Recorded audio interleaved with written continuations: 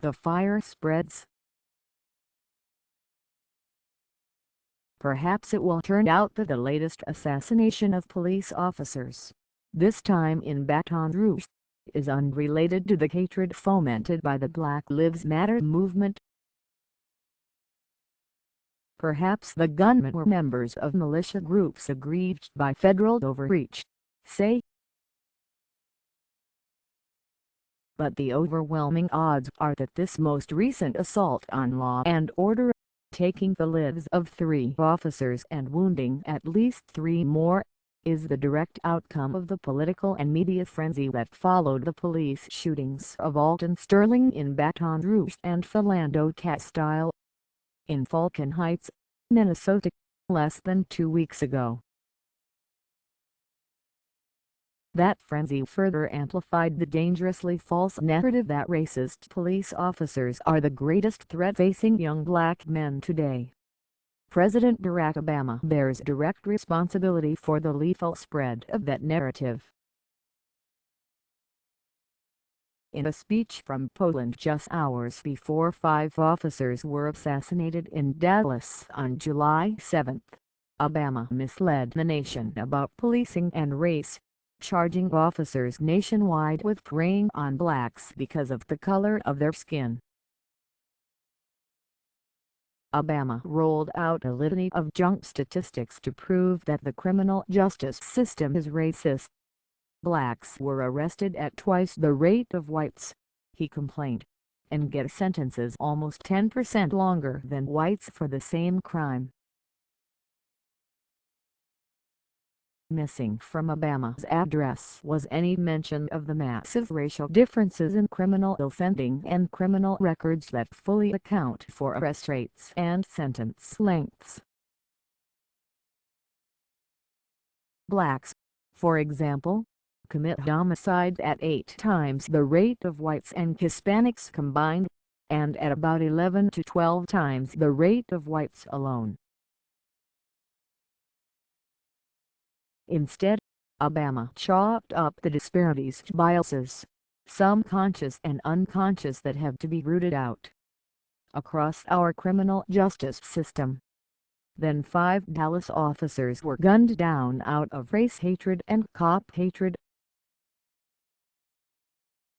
Did Obama shelve his incendiary rhetoric and express his unqualified support for law enforcement? No, he doubled down, insulting law enforcement yet again, even as it was grieving for its fallen comrades. In a memorial service for the Dallas officers, Obama rebuked all of America for its bigotry, but paid special attention to alleged police bigotry when African Americans from all walks of life, from different communities across the country, voice a growing despair over what they perceive to be unequal treatment. When study after study shows that whites and people of color experience the criminal justice system differently. So that if you're black, you're more likely to be pulled over or searched or arrested, more likely to get longer sentences, more likely to get the death penalty for the same crime.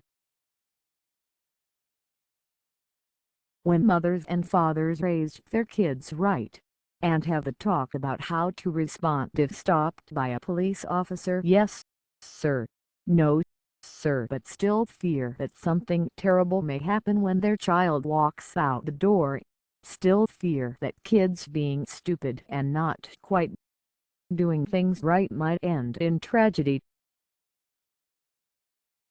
When all this takes place, more than 50 years after the passage of the Civil Rights Act, we cannot simply turn away and dismiss those in peaceful protest as troublemakers or paranoid.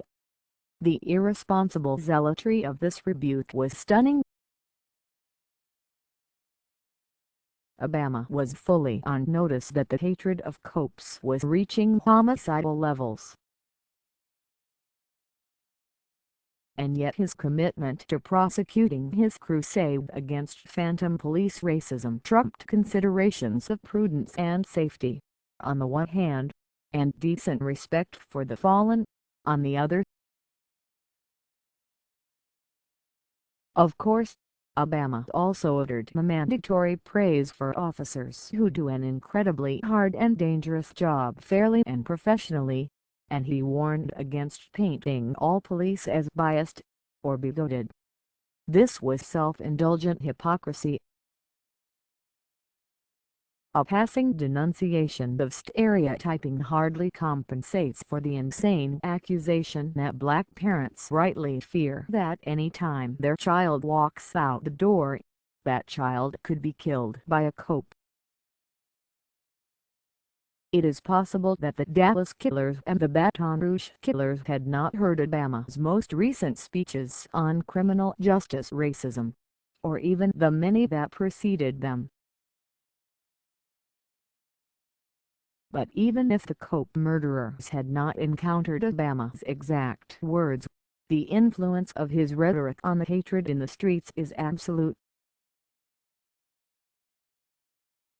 Obama's imprimatur on the Black Lives Matter demagoguery gives it enormous additional thrust and legitimacy, echoing throughout public discourse into the most isolated corners of the inner city. The media bear equal responsibility for the ongoing carnage.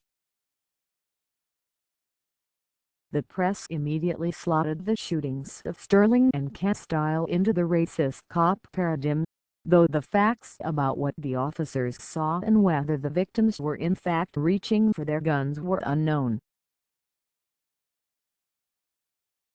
The New York Times went into cop calumny overdrive, with an editorial entitled "When Will the Killing Stop?"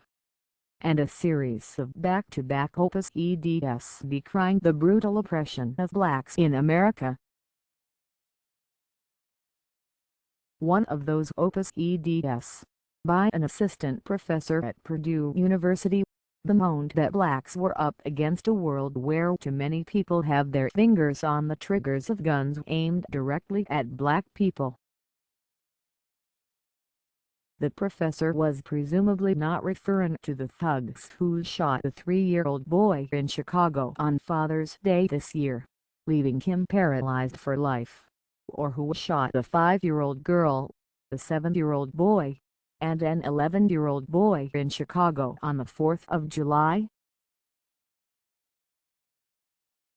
She was probably also not referring to Lavon King Jason, the 2-year-old boy killed on July 8 in Minneapolis, a few miles away and 2 days after Philando Castile was shot by police during a traffic stop. Jason was in a car driven by his father that was peppered with bullets in a drive-by shooting. The gunfire hit his 15-month-old sister as well. Except for a local columnist, the press ignored Jason's funeral, in contrast to the media scrum that inundated Castile's funeral on the same day. Even before this latest attack on the police, officers across the country have been reeling under the prejudice directed against them. A police trainer meeting with officers on July 7, hours before the Dallas carnage, reported to me that the cops were out of their minds that the default in the Castile and Sterling shootings is racism, without one iota of fact. Officers have already been backing off of proactive policing under the constant charge that they are racist for making pedestrian stops and enforcing public order laws in black neighborhoods. In June, I spoke with police officers in Dallas about the 75% increase in homicides the city has experienced this year. The officers chalked it up to depolicing. Officers are now leery of doing their job, the cop who runs warrants in the high-crime 5 Points area told me. Why make stops in the first place? This summer of blue bloodshed will deter officers from discretionary policing even more. Expect violent crime, already on the rise since the shooting of Michael Brown in Ferguson, Missouri, in summer 2014, to spike further. Between the Dallas assassinations and today's, officers have been shot at and ambushed in Tennessee, Missouri, Georgia, and Washington, D.C. Authorities have been circumspect in identifying the reasons behind those shootings. Unlike the alacrity with which racial motives are assigned to cops, then they shoot someone in the line of duty and the incidents have been brushed under the rug. But we are quickly reaching the worst days of the nightmare 1960s, when it seemed that the very foundation of society was breaking apart. The difference between the 1960s and today is that the hatred of law enforcement and of whites is being stoked by the highest reaches of the establishment. Universities sometimes seem like little else than factories of desperately ginned-up racial grievance. That the cope killer in Dallas and apparently in Baton Rouge as well came out of the military is an indication that the happy talk about how the military is an engine of racial reconciliation is not the. The country has been pretending that the main source of racism today comes from whites. Anyone who has spent time in the inner city and even more middle-class black precincts such as college campuses knows differently. It may be too late to stop this fire from spreading, but Obama has one more chance to try to put it out. He failed that opportunity in his remarks hours after the Baton Rouge carnage, delivering instead an Anaheim call to heal our divisions and discard inflammatory rhetoric thrown around to advance an agenda. Implication: blame for inflammatory rhetoric is equally shared by those who attack cops and those who defend them. Sorry, Mr. President, those who tell the truth about crime and policing are not part of the problem and they bear no responsibility for the massacre of cops. The killing of cops is furthered exclusively by those peddling a false narrative that cops harbor lethal bias toward blacks.